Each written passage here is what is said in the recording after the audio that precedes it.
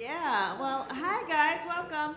I'm using the mic. I know you all hear me, but we record this, and so it's better for the recording to talk into the mic. I'm Felicia Madison. I am the booker and run West Side Comedy Club, and also one of the co-founders of FUNY Standup with Eddie Brill, who's also here. And I am. Hold on, I just want to check one thing. So I'm going to introduce them. I don't really, I'm not going to give you their bios. I'm going to let them do it, but they're all amazing comedians. I'll start with Joe Larson, who's a regular at West Side and one of my favorite comics. Let's give it up for Joe. And then we have Jason Salmon, the same. And of course, Eddie Brill, an amazing comic, booker, and founder of FUNY Standup. I'm just going to pass the mic, and they'll give you a little brief introduction, a little bit more exciting than what I just did, and and then we'll just take your questions. But just so you know, we do this monthly. It's the last Monday of the month, unless we have a class or a conflict, and it's basically a great way for us to create a great community where you're comfortable and you can hang out and ask questions, a variety of different people that we're going to have coming monthly. Hi, my name is Felicia Madison, and I've been doing comedy here. I'm Joe. I've done some things. I opened for Jason when he recorded his album. Thanks for the gig. That was fun. I've been doing comedy for 20 years-ish, I think. And I'm a second-generation comedian as well. That's kind of a fun thing that, you know, credits are bullshit. But that's an interesting world because growing up, my father was a stand-up comic, so I've been around it my entire life. And also, when I first started, he kept handing me things like the Jean Perrette writing books and things like that. So I got the very old school upbringing initially in this weird world of stand-up comedy. I do a lot of corporates. If you want to ask about that, I sold one TV show. That was fun. If you want to ask about that, but you know, that's kind of what I do. Here you go. Yeah, I'm Jason Salmon. My name is spelled Salmon, so it's often mispronounced, and I never remember to tell people about it because I get 15 minutes of talking about myself, so that sort of takes it off my mind. Yeah, Joe mispronounced my name when introing on my album. And I left it. I left it because that is more true to what stand-up comedy is. It was the culmination of 10 years of hard work and my name being mispronounced. It was, I think that was honestly one of the most fun things about it to me. You know, when you listen to your own stuff, you're like, I hate everything I said, but the thing he said to intro me makes me giggle every time. But yeah, I've been doing stand-up for about 15 years. I got no generational wealth in this business. So yeah, I started as an engineer and then an actor and then an improviser and a sketch comedian, and then I found stand-up and I was like, oh, this is it. And it's been ruining my life ever since, and I appreciate that. It's in the best possible way. Yeah, I do corporate stuff. I do travel around doing it. Still act. Still puts a little bread on the table, and yeah, I'm teaching a clean comedy class here. So I generally work clean. So if you have any questions about any of that stuff, feel free.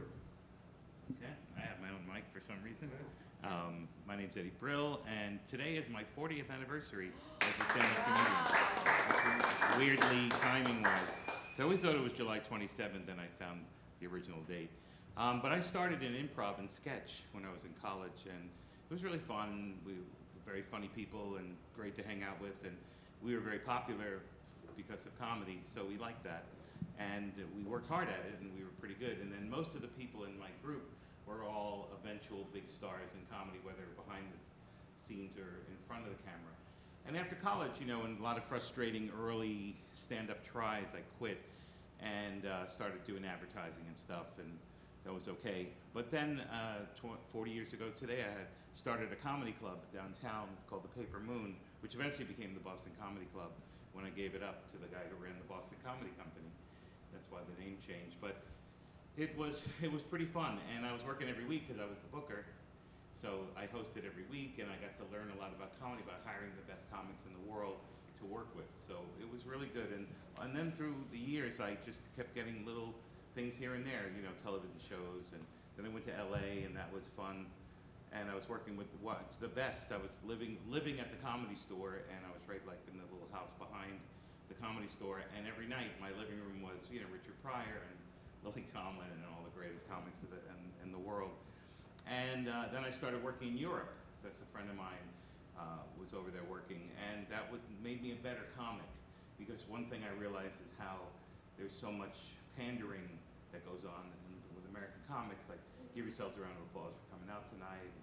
You know, like even Joe said something about the intro. You know, people there, they don't give a shit about your intro. They think you're bragging to them about your career when you give them your intro.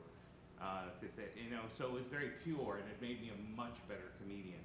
And then opportunities came on to do warm-up, and I warmed up Saved by the Bell for a very short time. The best thing about that, it was this far away from The Tonight Show with Johnny Carson. And then I did the Dana Carvey show, and that fell apart, too, unfortunately. And Louis C.K., who worked there, I was the warm-up. Letterman was looking for a warm-up comic, and I got the 6-week trial period there. That went 17 years, so it was pretty cool. And during that time, I became the booker. So it was interesting life, being the booker and a comedian and an actor and all the different things. And one of the coolest things that reminded me of was I was working with Robert Schimmel, this comedian in Michigan, and they asked me to say his name in the intro. Ladies and gentlemen, Robert Schimmel. That's all I had to say, and I said, yeah, whatever. And since that time, I've made $18,000 in residuals just for saying, ladies and gentlemen, Robert Schimmel. So if anyone needs money, where the fuck is my money? That's what I was saying. So, but the last thing I'll say is I've been, you know, I always believed that, you know, in trying to help younger comics, because older comics always came to me and gave me a lot of breaks, and that's part of the reason why we do this. And I'm always willing to answer questions and all that. So I can go on forever, but that's it. I still love it. So one of the reasons why I chose, one of the many reasons why I chose Jason and Joe is they do corporate and charity and fundraising events, which are they're very lucrative for comedians, and they're very awful as far as I'm concerned. I called up Joe once, I'm like, help me, I swear in my life I was never gonna do another charity event. And, you know, it just comes and you think like, oh, it's good exposure, good money, and it's a nightmare. So if you guys have any questions related to that, these are the people that can really help you. So we'll just open it up to you guys if you have any questions. It's sort of just like raise your hand, we'll pick on you kind of a thing. Won't actually pick on you, but. And don't be afraid. Back. Yeah, so first of all, thank you very much for doing this for us. Really appreciate it. But you said, Joe, that you work clean. Is that something that you found to be a prerequisite for corporates and charities, or is it something that, I guess, how is it today with what kind of material you bring to those environments? So I do work pretty clean. I'm not as clean as Jason. I can dirty it up for certain shows, but I definitely do work mostly clean, and I started that way as a suggestion from my father, which was beneficial. When you do go to a corporate environment, you got to understand that no one's there to enjoy themselves. It's a first date for everybody. Everybody's nervous about if they laugh at the wrong thing, then everybody else is going to see that, and they have to go back to work. So you want to be really conscientious, not just about being clean, but even about the subject matter that you broach. I think that the things that have really helped me in the corporate world are probably threefold. Number one, when you are hosting a show, and hosting is essentially what corporate is, because there's no warm-up act, there's nobody going up before you, you're going up cold. And chances are, no one's drinking, or it's a Christmas party, or it's not the perfect situation. So you have to create, a common theme or you have to be the leader of that room, right? So oftentimes, what I'll do before corporate is I will do a lot of research on the company, and then I will find out, what their motto is, and this is a standard joke that I'll use for every motto. I figure out what their motto is, and I say that's, your motto is blue bottle coffee, blue, if you see the blue bottle, it's better. And then I'll go, that's a lot better than your old motto, which was, fuck it, it's better than Starbucks. Or, something like that. But you can start to develop these little jokes and little pre-built-in structures that allow you to bring something that says, I know something about you guys, and I'm excited to be with you. Other things are, oftentimes you'll see comics, they'll shit on a room or do things like that. At a corporate event, that's really usually a bad idea. If you're going to, I just did one for a bunch of billionaires. It was weird as shit. It was like an eyes wide shut sort of thing. There was only 14 people in the room. But one of their assistants put it all together. So I was like, okay, that's the guy I get to pick on. That makes the whole room go, oh, he's an insider. He's part of us. And so I just made a joke about, it's so great to be in a room with so many interesting, successful, intelligent people and Jeff. And, everybody laughed because I made fun of Jeff. And so finding those sort of outs where you become part of the group are really, really beneficial. And then also don't say cunt. Yeah, so, British corporates. Yeah, absolutely, yeah. But no, again, so then it's going in and testing the waters. And you're gonna know as you go through your act, and my father had this theory he called the theory of escalating intimacy. When you first meet somebody, you shake their hand, you talk about the weather, you ask their name, that sort of thing. And you don't start talking about sex or other things like that until you know them well. And he felt like building your act that way was good as well, because he wasn't a shock comic, and nor am I. And when you go into a corporate event, oftentimes I'll use that same idea as I build my set. So I'm going to go in with pretty innocuous jokes about Costco and the weather and things like that. And then I'm going to start telling a little bit more about myself or get a little more personal. And you're going to feel where that tension builds. And when you start to feel that, you got to shift, and that's your line. Long answer. Yeah, I mean, I think the built-in structures are huge with corporate stuff, because it is good money. It is not good exposure. It is not. So none of that's, it's not going to help your career. It's going to help your bank account, and that's why you do it. Sometimes they can be good, but I mean, the way that you can make them more likely to at least be enjoyable is the structure of it, is legitimately stuff that you might view as, this is not something that I love because it feels like it's a very, that a lot of people have done material about this. That's what corporate's like, is things that a lot of people like. It's what it is. And you don't have to be hack, you've got your own style. But being hacked will not hurt you in a corporate. It won't. There's not a potential comedian sitting at the back of that room. And if he is, he's leaving that company soon. And he's the least powerful person there. So I mean, it's you're better off telling jokes that you're ashamed of but that work. On the flip side, I almost never work dirty, but I constantly work edgy, and I do political stuff. And again, political, worse than cunt at most corporates. So yeah, cunt, not nearly as offensive as,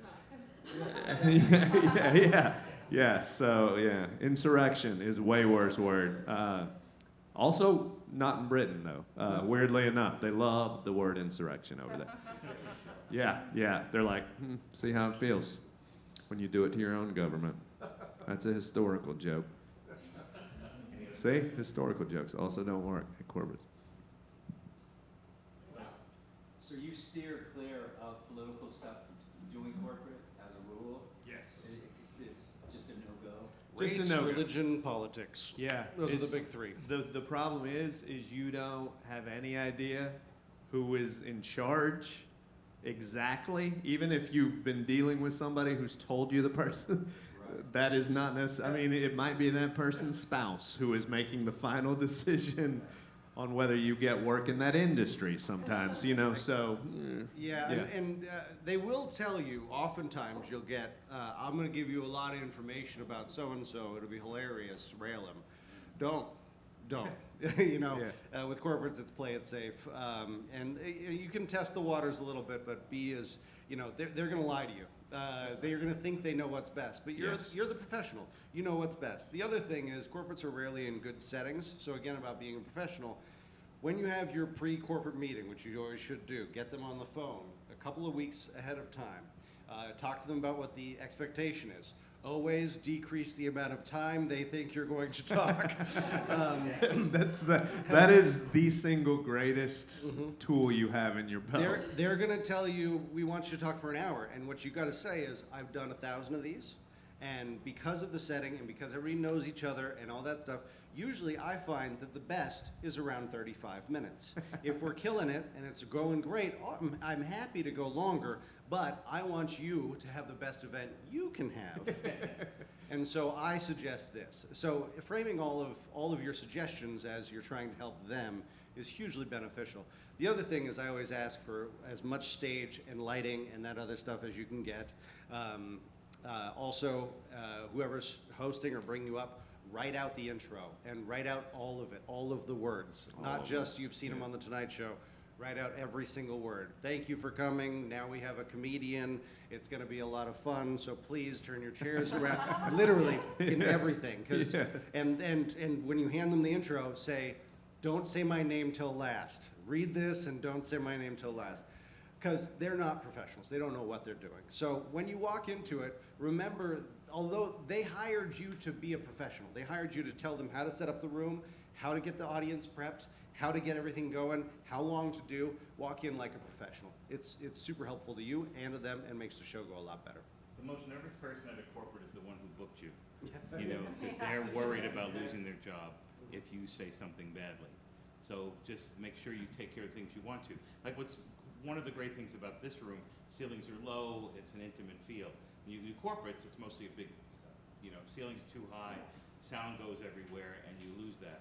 So you tell them, look, I need the sound to be this, there can't be any food being served while I'm talking. All these things that you tell them, and most of the time they'll get most of it right. One time I did this beautiful yacht around Manhattan, and I said, look, on before the food's being served. That's all I ask. Food starts being served, and the guy runs up to me, and we're on this yacht, and says, he said, oh, I'm sorry, but they started serving the food. I go, well, can you go on? I go, I told you, it's not gonna work. He goes, please try. So I go up and I start talking, and they're not paying attention, which I knew would happen. So I tell the crowd, hey, would you guys prefer that I come back after dinner? And they all clapped, and the guy was so sorry. He was more sorry. I was happy that he wasn't forcing me to continue. So I go back up to the top of the boat with my friend and the DJ, and we're eating this fancy food, but I couldn't drink yet because I still had a show to do. The guy runs up, he goes, look, I'm so sorry, I screwed up, it was my fault. Here's the check, you don't have to do the time where we need to schmooze the people. And I was like, by laying everything out there and making it ended up being his fault. He apologized. I had a beautiful night around Manhattan Harbor and a check that cleared for a lot of money. But again, it was what these guys said. You set it up and you know, not rude, but you demand a certain kind of scenario. And if they screw up, it's their fault, not yours. I saw a hand up back there. You got a question, boss? Oh yeah, I actually have the second part, but I guess the thing was like basically just treat it as though you're the producer. You are. Yeah. And then how do you, The artistic. do you set up your own, or maybe you all have representation, but do you set up your own contracts for these things? How do they usually do that? I have a contract that I will use on occasion, but my manager usually does most, and then I get a lot of bookings through 2 or 3 different agencies that have their own contracts. I have 5 or 6 corporates that I do every single year, and I've done them every year for about 10 years. But they're a much different thing. I host their award shows and things like that, and I make PowerPoint slides and videos and stuff, and those contracts I do myself.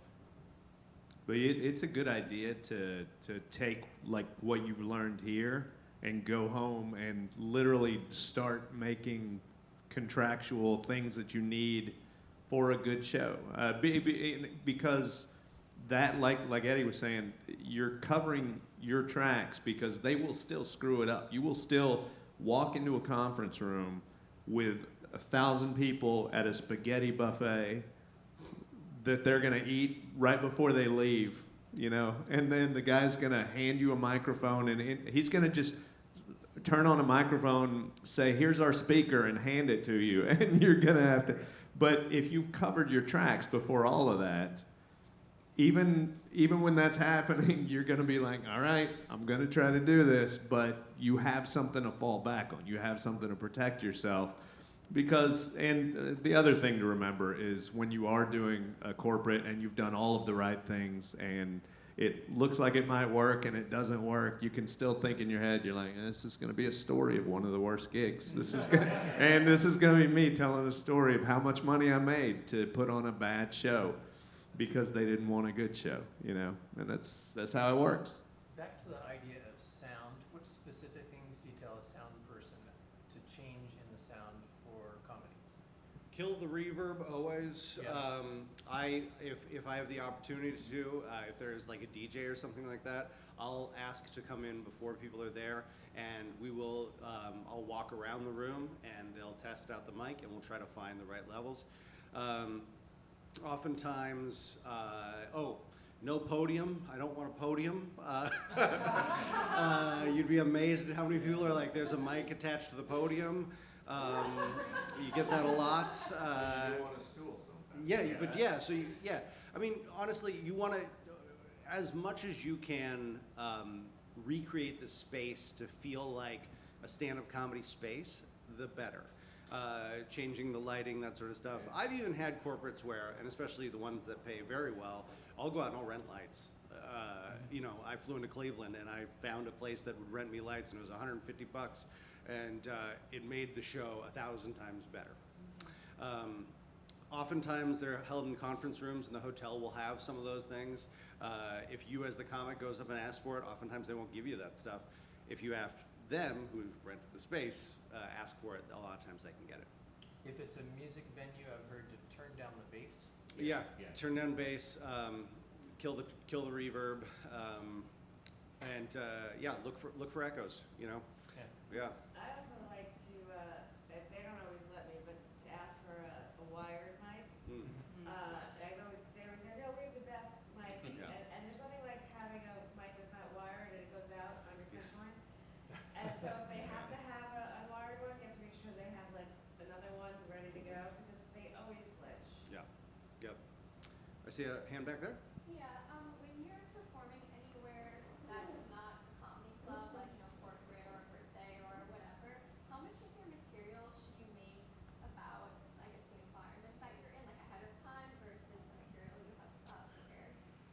My general rule of thumb is I'm going to write at least 5 minutes, and it's gonna and then of course when I show up, I'm going to write down all of my observations about the space, and I'm going to be there an hour early, and I'm going to look at everything and oh great, now that raffle prize, I can make a joke about that, and those sorts of things.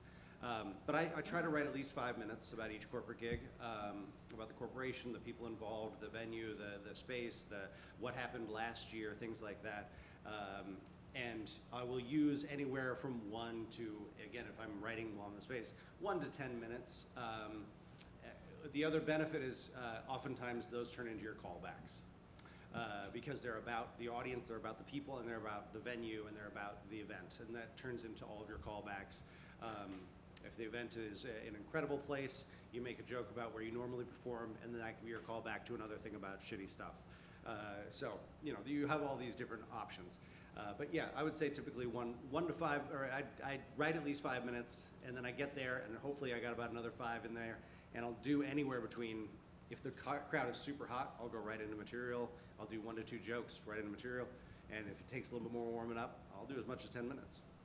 So when you're going every year and doing the same corporate gig, do you show up with a new hour? Yeah, so with those, what I'm doing is I'm usually bringing like the 10 to 15 minutes that I wrote and I've been performing that year, and that's polished and really kicking ass. So I'll bring that with me as the warm up to the show. I'll have the new 5 to 10 minutes that I wrote about the event. So now I've got 15, we've got 25-ish minutes that I'll do for stand-up up front, and then I'll go into hosting. And so with the hosting, oftentimes, like I do one for Spartan Flooring down in DC every year, and they have different presenters for all these awards, and I bring up the presenters. And what I do is I basically lightly roast them. So one of them I heard was a huge party animal, and this is kind of I've done this so many years that I can be pretty aggressive with this one. And so I found a picture of him and I superimposed a bunch of like makeup and cocaine all over his face. So I said I was on his Facebook and I actually saw a picture from his younger days, right? And then that pops up and then he comes up and things like that. So with those ones, I do another one for the Indiana Motor Trucking Association. I do their annual big event, and that one's they're really very there's a lot of very conservative Christians there and things like that, and so that one is more. I know that there's a huge college rivalry there, so now I'm making a bunch of jokes about the college rivalry because everybody gets behind that and everybody understands it and knows it. It's kind of like when you walk into a comedy club. What is the shared experience? The shared experience is what city you're in, what the room looks like, what's being served, what has happened in the room beforehand. When you go to a corporate, what's the shared experience? They all work at this place, they all know X, they all live in probably 1 to 2 towns. There are certain words, buzzwords that are used at the corporation all the time. There might be a dog that everybody knows. And so you need to know all of those shared experiences, and that makes that job a lot easier. So when you look for a corporation that you like you know about now, or do you like just from however much that they use? Yeah, I don't think I've ever got. I don't think so. So another thing that I do with regards to that is I do 4 or 5 gigs for 501c3s every single year because you can, and I do them for free. You can write off whatever the most amount of money you've ever made a corporate gig at for doing those shows. So I can drop my tax burden by about $30,000 by just simply doing 4 or 5 shows for charities. And I find charities that I like, that I love, that I feel I can get behind. And then they write a little letter that says Joe Larson donated his time to the amount of $7,500, and then I get to write that off of my taxes. So. Wow. Yeah, the key is to be professional mostly in anything you come into. Yeah, yes. I was just wondering, are they finding you, or how are you finding those opportunities? I'm pretty great. So, no. So with that, yeah, they're finding me, and I think a lot of it was, again, starting clean, doing a lot of clean shows, meeting agents that are clean, doing a dry bar special, that sort of stuff, brought a lot of people to me. Then it starts to become word of mouth. The other thing that I've done is I've paid video editors lots of money to make reels that appeal to corporations. When you send out your video, if it's just you doing 5 minutes of stand-up, that might be great for online, but no, you sell yourself. You're a product. You're selling a show. You're selling a product. So, right, my corporate video has, you've seen them on America's Got Talent. You've seen them on this. You've seen them on that. And then it's a clip of me, and then he also does that, and there's a clip of me at a corporate, and then it has a clip of 3 people at a corporate going, it was the best show we've ever had. We're having them back next year, and then it's back to me, and then so it's a sales video. It's not just me doing stand-up. And then if they want to see my dry bar or my America's Got Talent set or any of that stuff, it's out there and they can find it. But if you're looking for corporate work, sell yourself. Think of yourself not as you're not an artist. You're a product now. Right, and also remember these agents that a lot of people want to get agents or managers. These agents, they don't just want you being a great stand-up who goes on stage. Yeah. They want you to have scripts. They want you to have be able to perform corporate gigs, perform all over the world, to also, make a spec script of an episode of a television show. So the key is to really try to delve into all the different kinds of things. And one of them is corporate, and corporate is great. It's kept me alive, financially during the toughest times, because the things that I love the most is coming to like this club where you come on stage and you can really be in charge, as opposed to the corporate gig where they're really in charge. So you've got to remember that you can give yourself all different like when I first was in the city, I had to have a 5-minute set, a 6-minute set, an 8, a 10, a 15, a 30, 45, and an hour. So like if I went to a club and they said, well, you're doing 15, and I get there, Robin Williams showed up, you do an 8. So you don't panic, you have your 8 ready. So just like Joe was saying, and I also like what the thing his father said, you humanize it, there's an emotional level that you're on that's so important to be part of when you're being a comedian. One of the things I've learned, the biggest thing I've learned in the last 5 years, is not to try to please the audience, which is a weird thing to say, is to do what I love and to do what pleases me and to have a backbone and a strength on stage that's more alluring than having to apologize or say you're sorry to the audience, or to ask them a million questions like, hey, where you from, how unless you're a pro at that, when I see somebody with a backbone strength, I find that alluring. When I find someone, so how did this happen, or how many people out here have been married? You're just saying, I don't have stuff. I need you guys. But if you're up there going, like I had a joke once where I asked why something happened. And the audience is not going to answer it, but I just said why, made them think. I changed I've often wondered something, that you can just see the difference in the crowd by having that sort of knowledge of coming from a position of power. Where at corporate gigs, you have a power, but at the same time, you're kowtowing to, for a good reason, to these corporates. So you have to have the main thing I'm trying to say is you want a lot of different things in your mailbox, or whatever the word would be. I want Jason to stop talking so much. Yeah. I know. I'm having a good time. I'm having a good just dulcet tones of these gentlemen around me. I think that the thing you got to go. Corporate is a different thing altogether. It's not a straight up comedy show. It could be a presentation. I know, right? I get tiresome when you hear me just go. I got about 2 minutes of toleration. That's it. But yeah, you got to approach these things like it's a performance of a comedy show, not just a comedy show. Like you are. Like he's saying, he's got a whole segment of something he does with one corporation that's presentations. And so he's doing a different thing than being a stand-up comic. He's being a performer. So that's structurally, you got to be open to that sort of thing. And the great thing about that is it opens up your mind to different kinds of writing and your creativity to different kinds of structures and visual aids. And like he was saying, PowerPoints or whatever you want to do. Like there's a lot of breadth of what you can do with corporates that you really can't do with stand-up on the same in the same way, because stand-ups are built for structures, very specific structures. Corporates, you get to help determine that. I wanted to hear from those of you that have done a lot of booking. You get all these submissions, like who ends up on your stage? Is it typically people that you keep hearing buzz about? Do you hear someone's name 3 times and look them up? Do you go through 400 submissions every month? And how do you prioritize? Yeah. The way I've heard it, you hear it 3 times and they just appear. I think that was right. Is that not how it works? All right. Okay. Yeah, basically all of the above. There's a lot of different ways I book this club. We have a process through a new talent program where people get passed through that into like what we call a beginner level comic. It's more like a check spot. They get a smaller spot.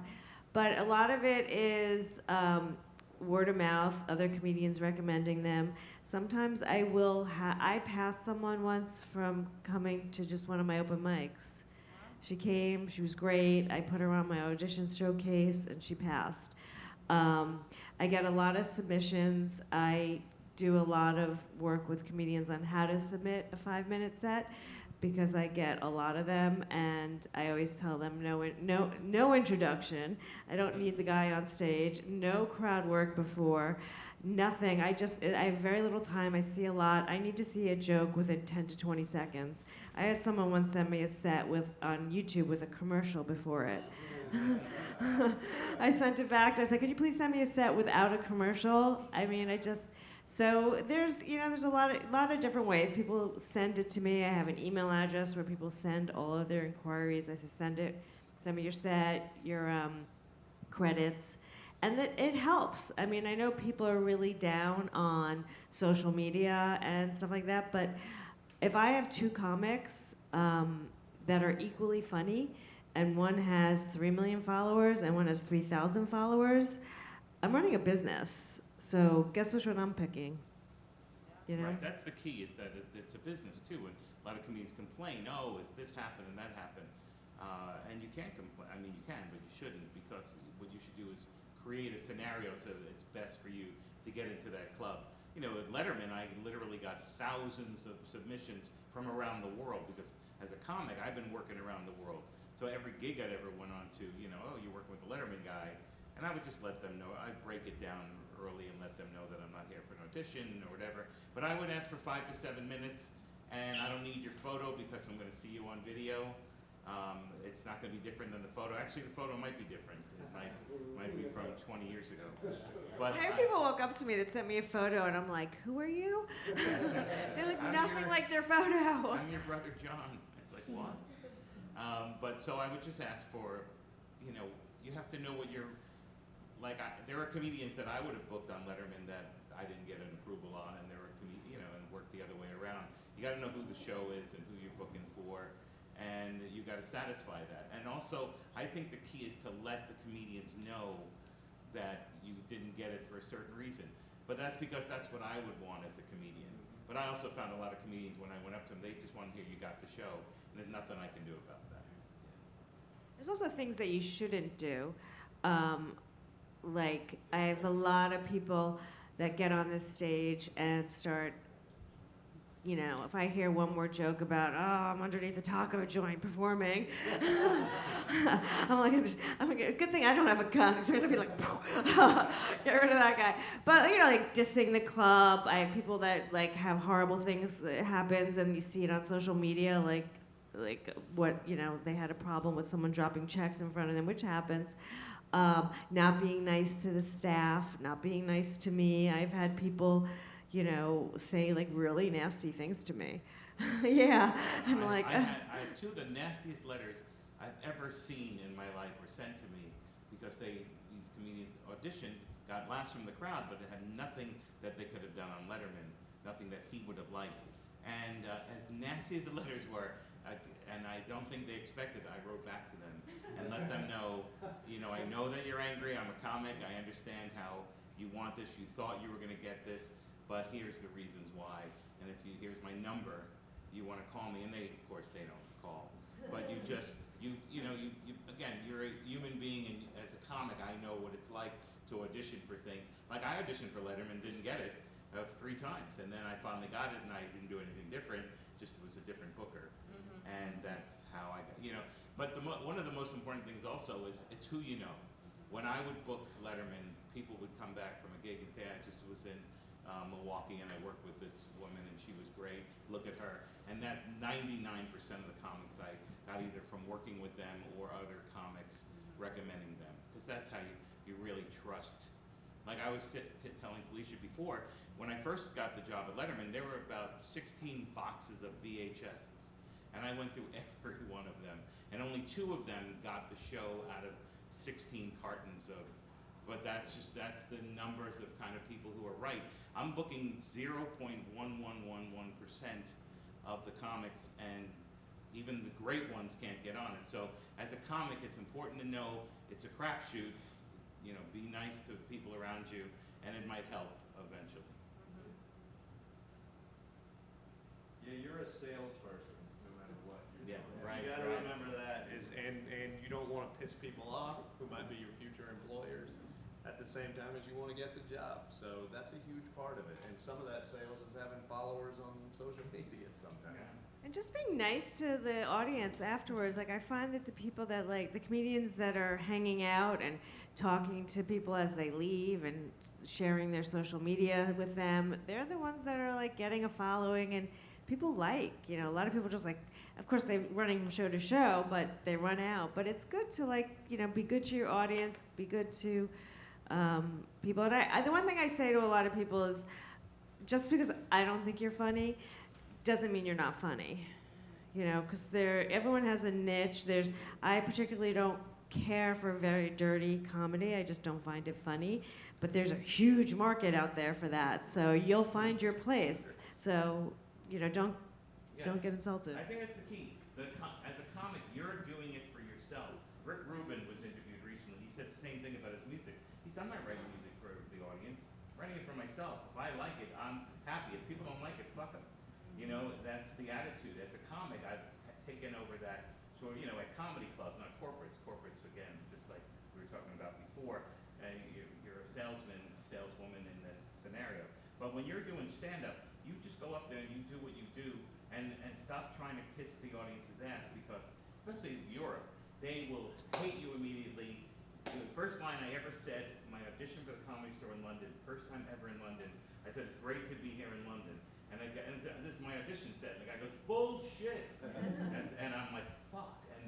And I said, you're right, it's a shithole, and it smells like piss, or something like that. And they laughed, and then luckily I was able to continue on. But it's that whole, we're not here to tell the audience how great they are. The audience is here to see how much we love what we do. Some people say to me, oh, I saw Chappelle, I didn't like him. I go, well, he's not here to please you. And if you didn't like him, stick around, because there's other comics on the show, and you might like them. And I think that attitude is really, in my older years, has gotten me to be an even better comic than I thought I was, you know, at one point. I just love that Eddie grows a beard and now he thinks he's Rick Rubin. Yeah. Yeah, I like it. I love Rick Rubin. I actually remember that quote from Rick Rubin too. I saw that quote online and I was like, that applied to comedy too. But does that apply to like corporate? Have you guys found that way? Like if you write material you find funny, do you think it has universal appeal or no? That's always got to be the foundation. I think you do comedy because you are attracted to it and you know how to recognize funny, and then you know how to craft funny, and so all of that is the foundation. The difference is in a corporate atmosphere, you've got a lot of parameters. You have people who, like he said, are afraid to laugh. You're not going to surprise somebody into chuckling the same way at a corporate as you are, just because there's a whole other thing. That all of comedy is based on the exact foundation of make yourself think something's funny. Now, if I make myself giggle, 100% it's not going to work for normal people. Yeah, I can tell you that right now. If I giggle like a schoolgirl, I'm like, it's just for me. It's just for me. But if you think it's funny, you're probably pretty close to right. And maybe it's not where it needs to be yet, but I mean, that's got to be the foundation of everything you do in comedy. And Sid Caesar said the foundation for comedy is the truth. So it's your truth. That's the same thing with Chappelle. I'd say that's his truth. And you can't argue with it. You can argue with it, but it's not going to get you anywhere. The whole idea is to come up as a comedian, find your truth. People always say, well, how do I find my real self? It's, well, you get rid of all the bullshit that you've been carrying around as a human being through advertising and religion and politics and all that other stuff that's been fed to you, and you're stacked with bullshit. You get rid of it, you get rid of it, you get rid of it, and you're more authentic. It's my favorite quote in the world is from, and I don't know him personally, but Michelangelo. I wasn't around that long ago. But they asked him how he made the statue of David out of this marble, this incredible statue. And he says, I just chipped away at the pieces that weren't him. And to me, that was everything. It was like, so I started getting rid of all the bullshit that I was doing, you know, and I was. I mean, I was doing, you know, a lot of bullshit. Once I got rid of the bullshit, everything just flowed much more beautifully. It also makes your writing better, because once you figure out who you are and what's you, I mean, you latch on to things quicker. You're like, oh, this is going to be part, and it might not be for a while, but you're like, you write it down because you're like, this will be part of something somewhere for me. I was wondering if you could all speak about what you think makes a good writing packet and how to go about kind of getting that out there, submitting that to different shows and people. I've landed three gigs writing, so I can speak to those successes. I have no fucking clue. I think, you know, when definitely, you know, just like stand-up comedy, if it makes you giggle and it's unique and it's interesting to you, you're probably going on the right path. I also write for 4 different comedians, stand-up comics that are somewhat famous, and with that, it's more of getting in the voice of who's going to be talking. So one of the shows that I submitted for was a pop-up show, so they were just looking for my voice. One of the shows, I did that weekend update thing where you submit to weekend update, so I did that for 2 years, and that was just, you watch a billion clips of that show, and then if you are interested in writing monologue style jokes like that, Laurie Kilmartin published one of the greatest documents I've ever seen, and it's all transitions. And if you look it up, just Google Laurie Kilmartin transitions. Every time I taught a comedy class, I give it out. It's fantastic. She posted on Twitter or something like that years and years and years ago. She had it hung up in her office at Conan, and she'd come up with a headline, and then she'd run it through all these, and then the father said, and then, but in other words, and all these different transitions that allowed her to get from a setup to think differently about how the punchline might go. But when you're submitting to a show that's already established, you really have to know the tone and voice of the show, tone and voice of whoever you're writing for. If you're writing for stand-up comics, know their material very well and their character more so. Because half the time the jokes that I write for the comics that I write for, I would never tell. They don't work for my character whatsoever. But I just got a text from she's okay. Angela Johnson is one of the ones that I write for, and her latest special, 3 of the jokes that are becoming memes were all jokes that I wrote for her that I was like, well, I don't give a shit about. This is terrible. It's not, but it's great for her voice, and it's great for her audience, and it's great for all that. So is every packet completely unique, or would you have some things that are just kind of like part of your portfolio? yeah, every time I've submitted, it's been completely unique, mostly because you're writing for a different show. So there's very different parameters. And if you get a packet that you're submitting for, they'll give you the parameters. And oftentimes, with late night shows and things like that, it's very topical. It's got to be with the last 3 weeks. When it comes to scripted shows, I've never gotten one of those, so I can't tell you. I've done pop-ups, I've done topicals, I did one scripted show, but I already wrote for that comic, so I was writing his voice already, so it was an easy sell. I didn't have to submit. Scripted shows, it's good to have stuff that, you can have a script that you've written in your back pocket for every scripted show that you're going for.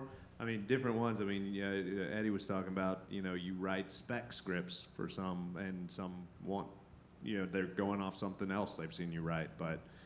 But yeah, it's always good to have scripts in your back pocket. So if you've got a half-hour comedy that you've written, or an idea for that you're like, I want to flesh this out into a pilot at least, write it, because having that, when they go, what else do you have? Is the greatest superpower ever. Right, because the agents, they want to make money off of you, and that's understandable.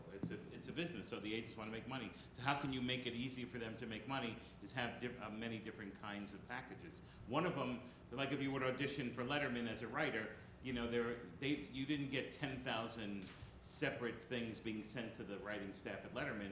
You had 10,000 being sent to agents all around, and they whittled it down because they know the show, and they were giving like 80 scripts to the Letterman show. So it's also important to know the agents who are tagged into those different shows, because then this way you know what they want and how they want. And if you contact them, most of the time they're going to answer you, especially if they know there's an outside chance they're going to make money from you. It's just smart on their part to do that. So have different kinds of things available. Yes. What are your strategies for navigating social media? I see a lot of comedians who are have to feed the machine, and they're posting the plate of nachos, and every little detail about their life. So that's one extreme.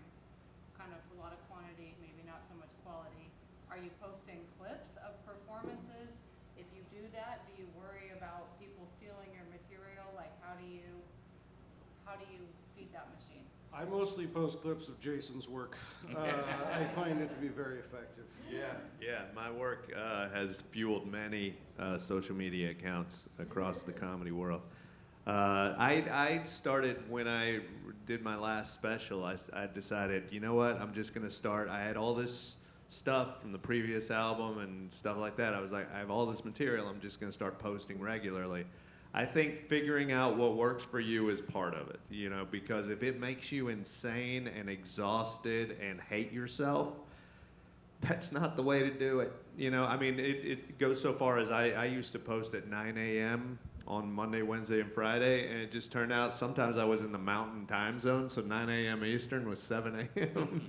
Mountain, and I was just like, I'm not, you know, you realize 9 a.m. became a problem when I was doing later and later nights here, but, you know, that's the thing, is you realize that didn't work for me, so figuring out another time to post. I think regularity helps. I think you know, stand-up clips are good, but the problem with social media is that there's an ebb and a flow to it, and you could argue, which I have had discussions with people in the last week, that some stuff that was working 6 months ago no longer works, and you don't know.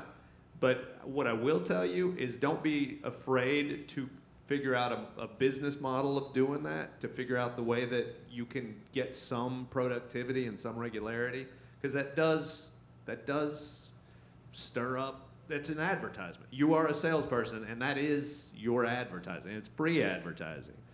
But you never know.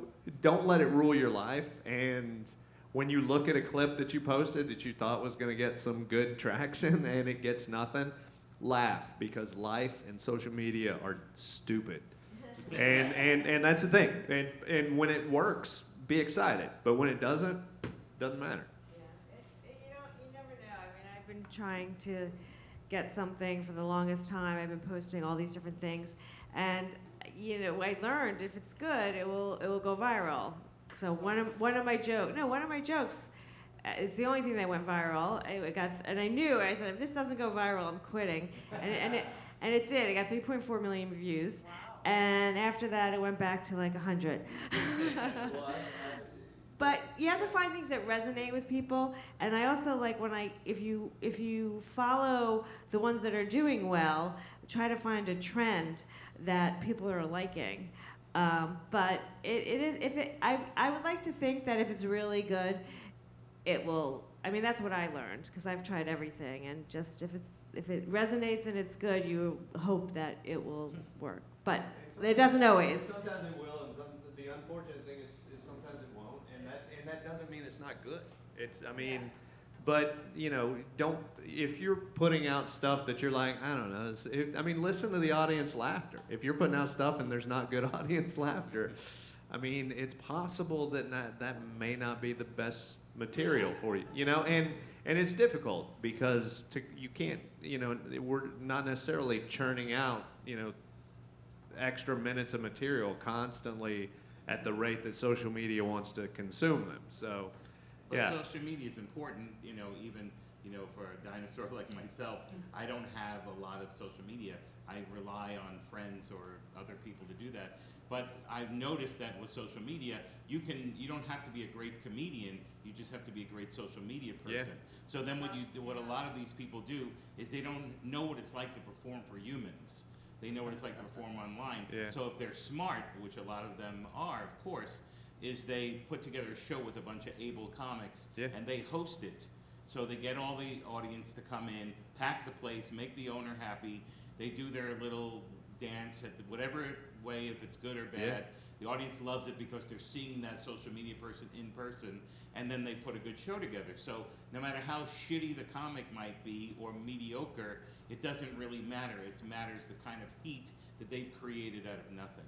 And that's kind of what I've learned from social media. And you can just look in the camera and tell a joke in the camera, and it can go viral. I mean, that's the thing is, I went through a stretch where I was using TikTok as an open mic. I would just, if I had an idea for a joke, I'm like, I'm gonna post this on TikTok and see. Like, I would use it like Twitter. It's basically the physical Twitter, you know. And you can do stuff like that. Do new things. Make fun of stuff. Everything. Yeah. And the difficulty is that, especially if you're newer in comedy, you may not have that kind of material. You may not have enough material where you feel comfortable putting it out, or you may not have gotten paid for that material. Do different things, because I know tons of very, very funny people who are good stand-ups whose entire social media life is not stand-up. And So. people don't scroll back like 3 rolls to like see what you put. Like so many people are worried about putting their stuff on social media. No one's gonna roll back like 40 times to something you did last year. Be like, oh, she did that. Yeah. Yeah, unless you're hosting the Academy Awards. Yes, You know, that's yes. If you do get that gig, yeah, if you get that clean gig, your they're social gonna, media. Yeah, clean that up. But Okay, yeah. we have 2 more questions, then we have to have that. I think you kind of answered my question, and that is the venue, whether you're doing clips from your stand-up set, or for instance, like Trey Crowder, he does those car bits. I think Yeah. he's very funny. Yeah. And they're just as effective, I think, as doing stand-up. Would you speak to that, of taking it out of the context of a club? Yeah. And the you know, because there's a lot of tech things that can go wrong when you're filming yourself in a club. And it can also look crappy. You know, it could be a great club and just not good video of you, you know. So would you be of the opinion, just go ahead and get a decent backdrop and good sound? I would say, yeah, I would say do the thing that you feel that you can feel comfortable doing, because I've done videos that have done well in a car. I've done videos in my apartment. I've done videos on stage. What he's trying to say is follow his OnlyFans. Yes, yeah. Do nudity. That's what I'm trying to say. Nudity. Okay, we'll do 2 more quick ones. Go ahead. You go first. You're a comedic storyteller. There are a lot of jokes in your stories, but they don't stand alone. They're all in the service of the story. So it takes 5 minutes. Would you still post something like that, or are you restricted because of that?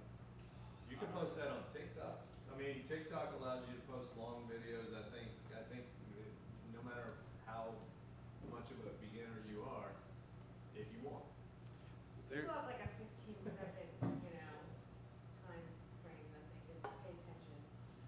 Yeah, with Letterman, every comic had 4.5 minutes, and it would go out to 6 with applause and all that intro.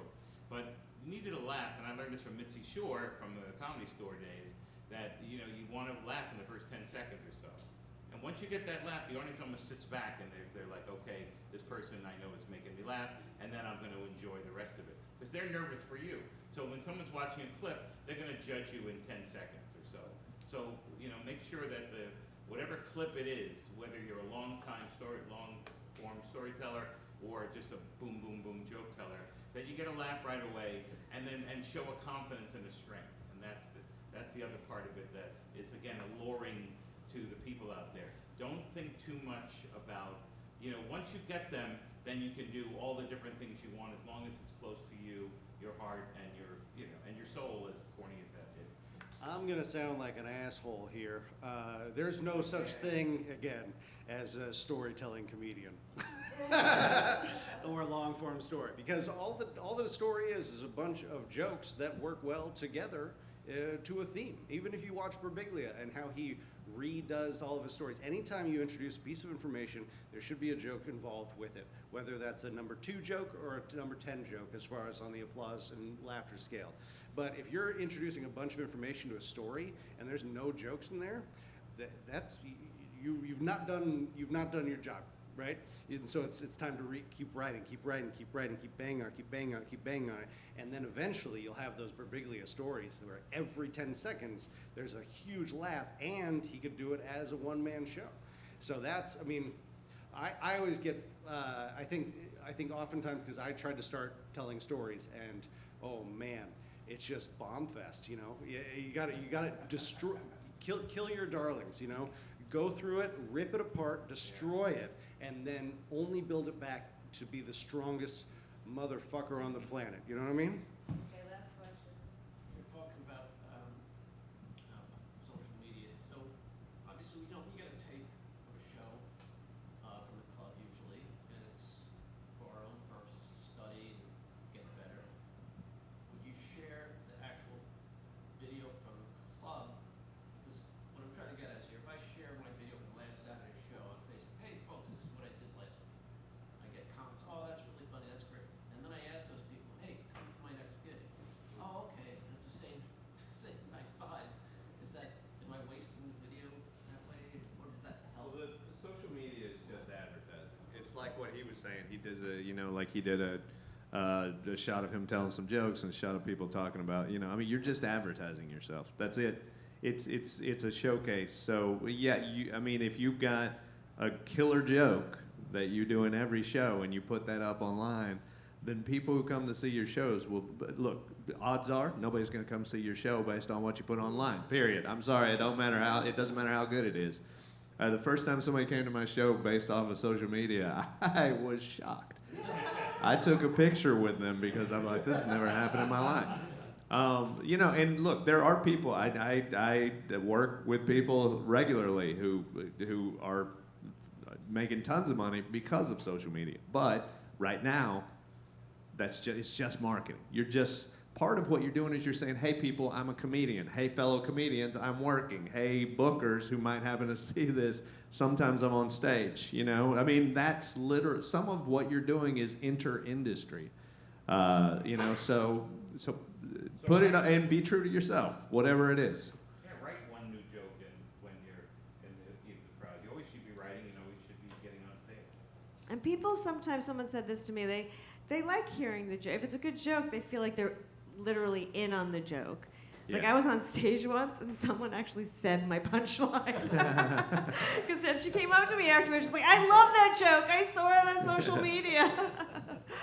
But you know, it's true, it's marketing. And if you want to market yourself, I wouldn't put the whole 5 minutes, I mean, I take snippets of it. And sometimes, you know, maybe not in your 5-minute set, but when there's like a crowd work or something that goes on, that's why people do crowd work a lot, because they don't want to put their precious stuff on on social. Yeah, I mean, if you're afraid to put some, if you are not afraid, that's bad phrasing. If you don't, I know it. Yeah. If you don't want something out there, then don't put it out there. But the thing about social media is you can do whatever, and a lot of it's gonna fail. But if something hits, first thing that ever went viral for me was me being political about something. It was just me doing commentary on some other video. I figured out how to stitch on TikTok, and then I got 2 million views on something, and I'm like, Yeah. And am that's I a the other thing. If you're putting that little clip up and you're not putting anything else up but there, and it stays there for like 3 weeks, I wouldn't do that. But if you put a clip up and you have like 20 things after, they're not going to remember that, or they'll forget about it, or by the time they get up on stage, they'll not really recall that joke. No one cares as much about you as you. that is true. That is true. That is true. Anyway, guys, thank you so much. Please check. Thank you to Joe and Jason. We have classes and seminars. We're doing our real launch in September with a lot of really great classes. You go to FUNY Standup, FUNYStandup.com. And thank you for coming, and spread the word. Yeah, let's come, you guys.